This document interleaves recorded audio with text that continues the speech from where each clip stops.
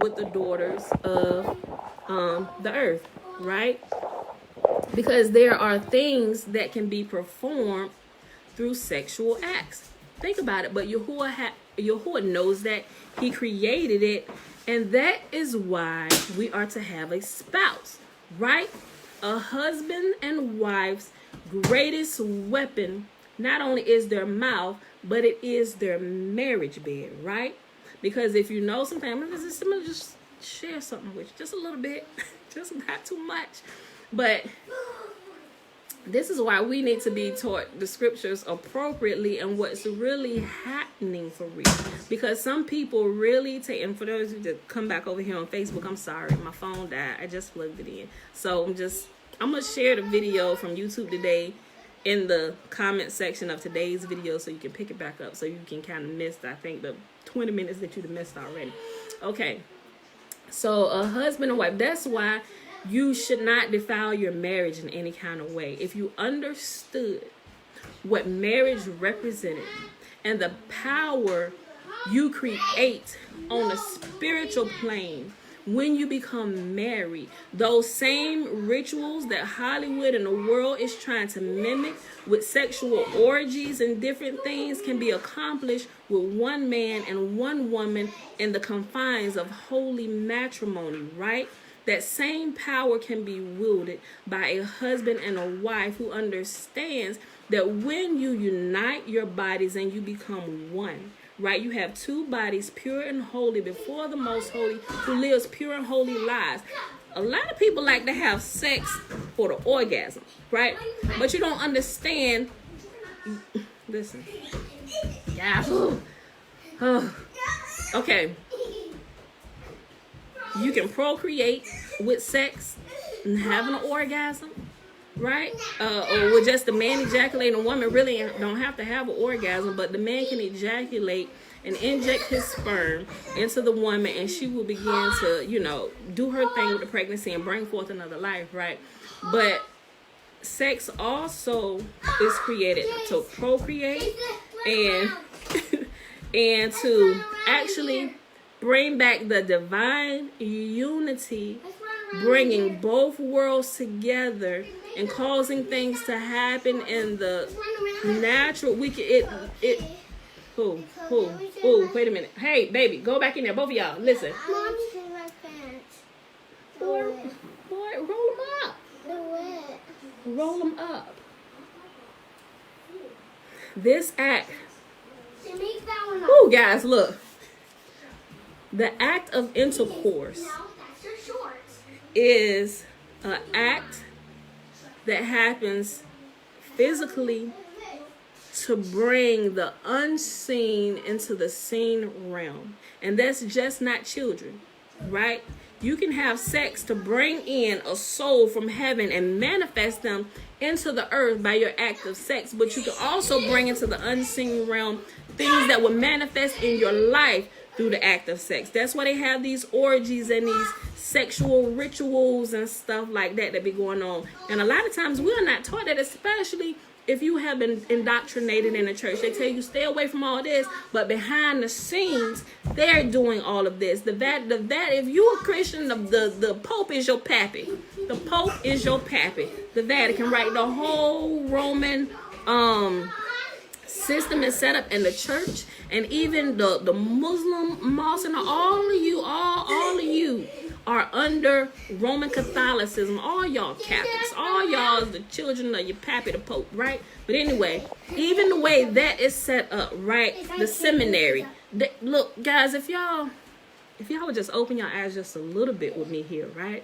The seminary, the semen, the rectory, the semen one. Oh my, look, there's so much stuff that they do that's blatant and open before all to see, who have eyes to see, would make you gag and throw up.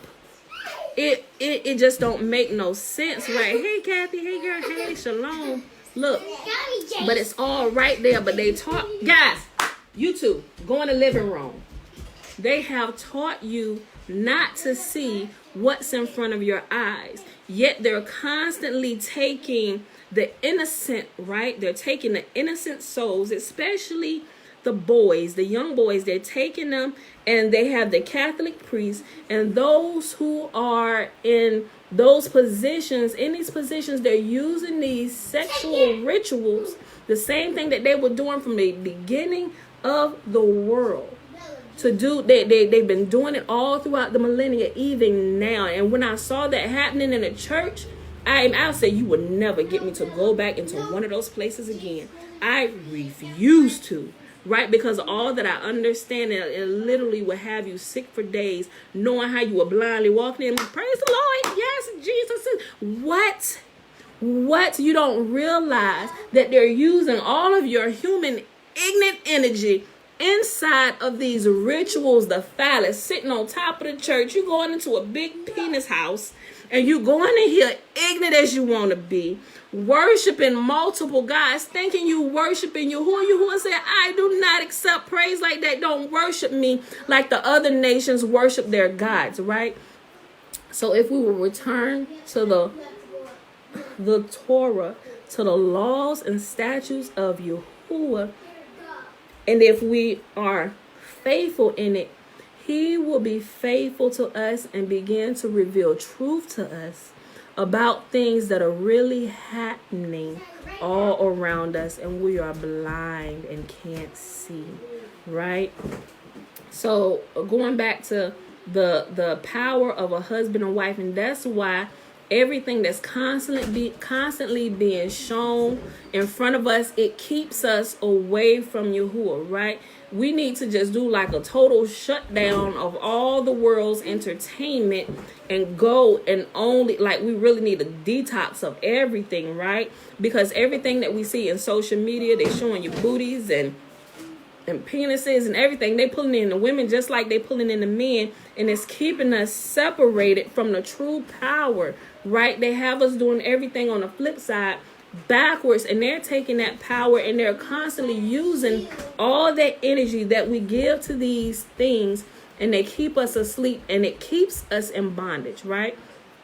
To whereas if we would return to Yahuwah and we would back away from these things, we will see that we are empowered now, and we become a threat. And now we can begin to break down some of these things, right? And as we keep our marriages pure and holy, when we engage into the act of sex, or we become intimate, or we go into our bed chambers and we get what it say over here?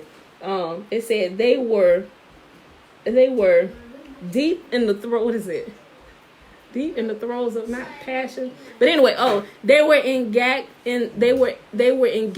in the act of passionately. What is it? Anyway, they was having sex. Anyway, I don't know how to get that, but y'all know the part that I'm talking about. When Phineas walked in on them two having sex, they were giving play to their passion. But then, y'all know what I'm talking about. Anyway, they was having sex. Anyway, when those who are holy, who are under Yahuwah, they are engaged in sexual intercourse and intimacy, we can not only bring the unseen world into the seen world, we can manifest children, like, because they're in the unseen world, right? They're in the unseen world until we come together and we become united as one. We perform the act or perform the ritual to bring another human being into the earth. We can also do that with things in our life. Now, just for you who are married, let me give you a little bit of wisdom. Y'all go practice this. No, I'm gonna tell you, it only with your spouse now, right? Because the world is doing it in other ways, and they got to amp up and try and get extra power. They got to do threesomes and stuff like that. There are actually rituals where they have threesomes and orgies and stuff. There are actually places that they set for people who practice magic. It's not, well, you can call it magic. They're practicing magic and doing magical rituals. They're called sex rituals, where they're trying to bring in, they're causing the things to happen in the physical realm, because that's the only way, not the only way, but one of the most quickest ways to bring something from the unseen world into the seen world, right? Because when a holy man and a holy woman come together and they do this and they understand this, they can now have sex on purpose, not just because you horny and you feeling a little right, sis. Man, come on, meet me in my bed chambers. Not just because you want to have a little fun, you can do that too. But when there is an issue plaguing your household, or there's a financial issue that's happening that it seems to be out of your control, you two can come together and just thank. First of all, let's just thank the Most Holy that He gave us this avenue of prayer to accomplish something really quick, right? And you can come together, and at the point you come together, and it would be better if you would have to practice, you get your breathing right and all that stuff. But if you come together and you two, your husband and wife, are intimate, and you have that request, hear what I'm saying? At the point of orgasm, that is the closest, what is it? It's like the closest you can get to experiencing the unseen realm, yourself being here in the flesh. It's like at the point of orgasm. Think about it. Those men, everybody here that had sex, right? Think about what happens when you're having an orgasm. There's something that happens to you spiritually. That's why you should not awake that in anybody until they are ready. Like, not until you have a mate. And you need to really understand about sex before you engage in it. Otherwise, you're bringing in all kind of havoc into your world just through rogue sex, y'all. Okay, so at that point, husband and wife, you both, and it's most powerful when you both understand and you both learn how to orgasm at the same time. When you get to that point, you can drop your prayer. You can literally drop your, just for sake of conversation, you can understand what I'm saying. You can literally drop your prayer off into the spiritual realm at the point of orgasm, and you can almost see almost immediate results happening in the physical realm. Now, ask me how I know that. I'm a married woman. That's how I know that. And I've learned about this. And I'm going to practice it to see if it is true. Right? So, I'm just telling you. So, that's why things begin to make a whole lot of sense around us. When we see the world and they're constantly putting these things out in movies, they're putting porn out everywhere. They're trying to deaden your senses to the spiritual realm. They're trying to get you hooked to the wrong side of this. That way it renders you powerless almost forever, and you can't use it appropriately as Yahuwah has designed it to be. Hush, hush. That's why Yahuwah said, y'all done went out of here from heaven half-cocked, teaching these women magic and incantations, and you didn't even give them the whole full side of the story. Why? Because I had not even revealed to you the full bit. Because what? Yahuwah looks and he saw, so he withheld some information. Now they half-cocked down here, having sex, performing rituals, bringing half-cocked things into the world, destruction upon people. And that's why I said, as I started learning this, I started seeing some of it. Right? And I understand how I can kind of divert some of this, because I am in a marriage and we can divert some of this stuff through a pure and holy ritual. Just going to be intimate with my husband, and we can kill some of this stuff that's coming against our family and different things. You can protect, you can have things returned to you if your money is being eaten up. First of all, you need to check yourself. First of all, consider your ways. Am I out of line with the Most Holy? Am I out of line with Yah? Because that's also a level of protection that is removed from us when we just walk contrary to his ways, right? There's a level of protection and blessing that's automatically given to us when we keep his commands. That's what he promised, right? Everything will be good. But for those who are in places, or you call it warfare, or in high levels of warfare, you need to understand some tactics and some of the tactics of the enemy.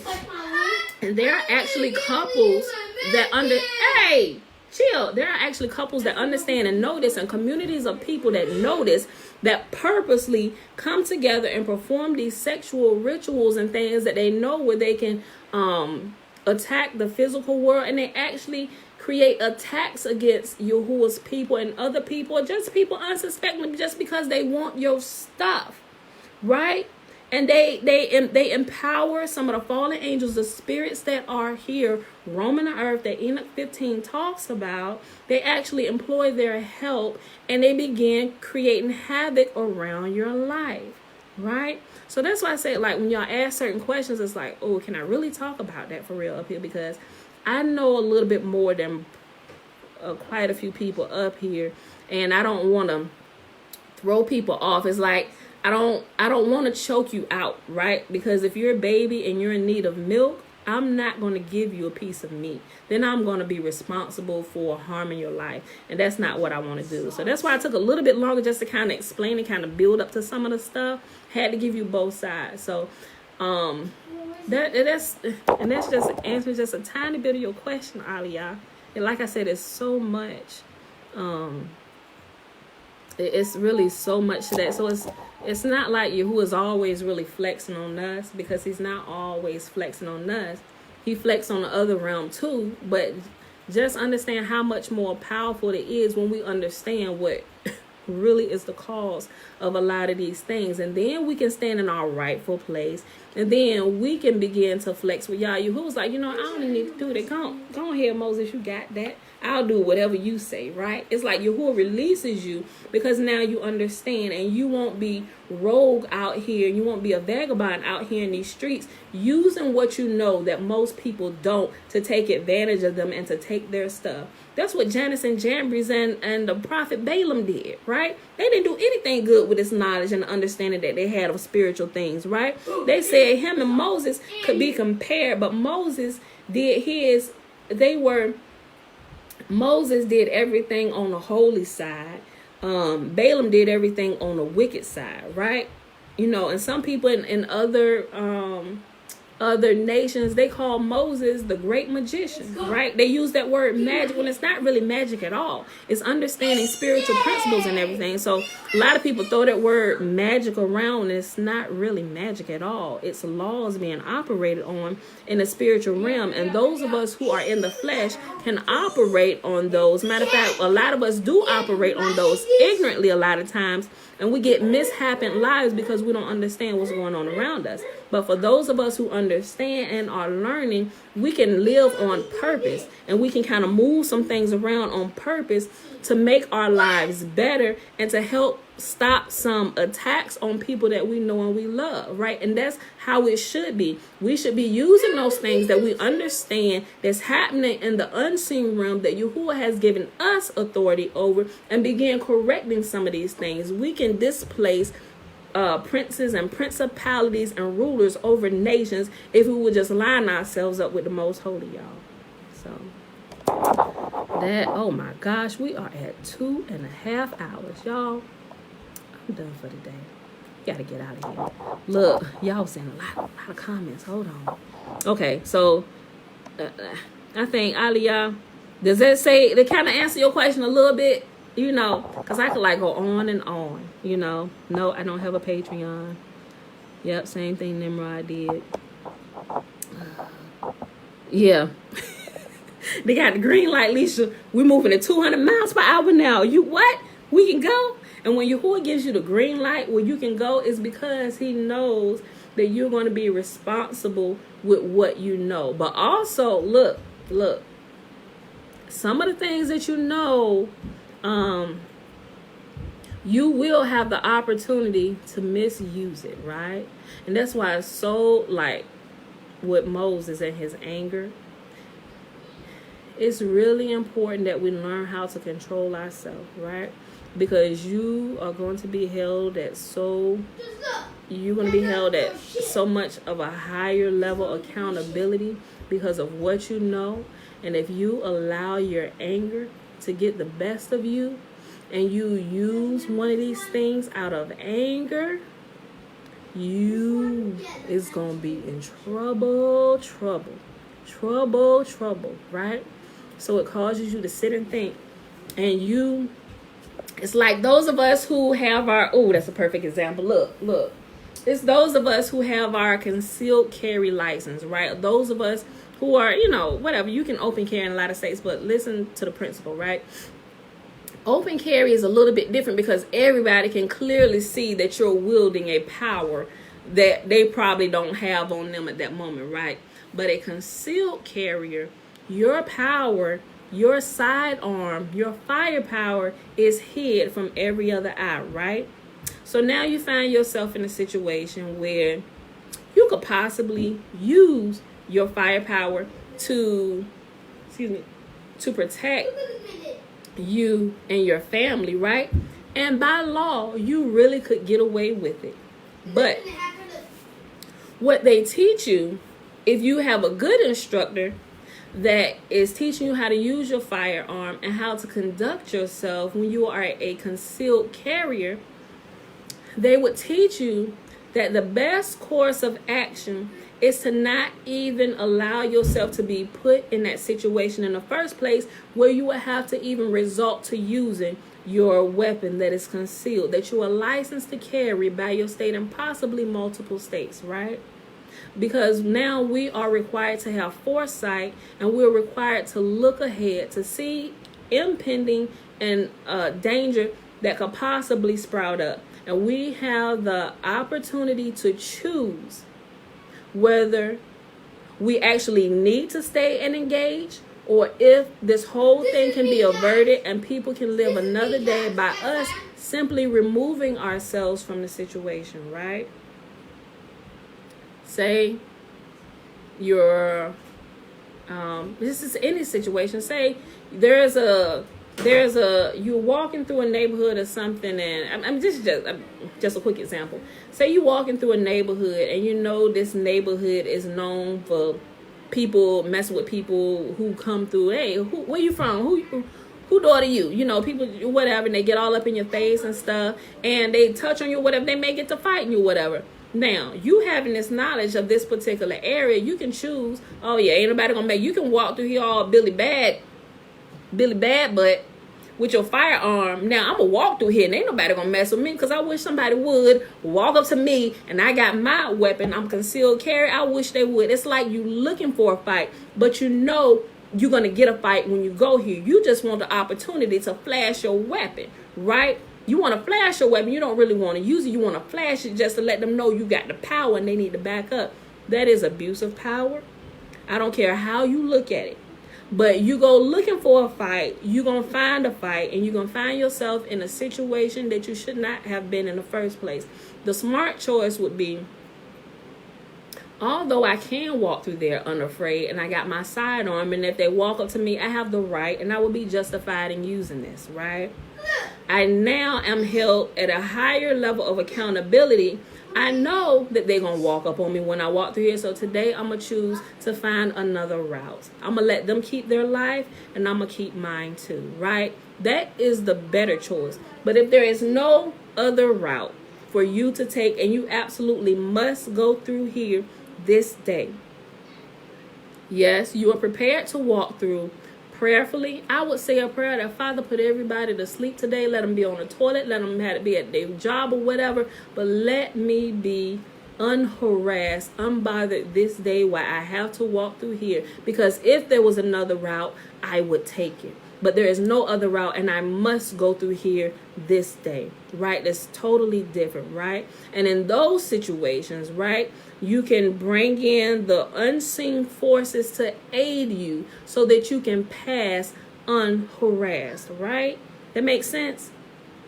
So it's the same thing with the spiritual knowledge and understanding that we have of what can happen and what we can do. I ain't going out here looking for a fight, because I'm going to make a mess of stuff and it's going to be needless bloodshed, blood and guts everywhere. And I don't want to do that, right? I don't want to harm people with the knowledge I have, right? So that's why I said I have to be really careful about some of the things that I share up here. And that's why I try to take a little extra care to explain it in a little more detail so you can see like everything, right?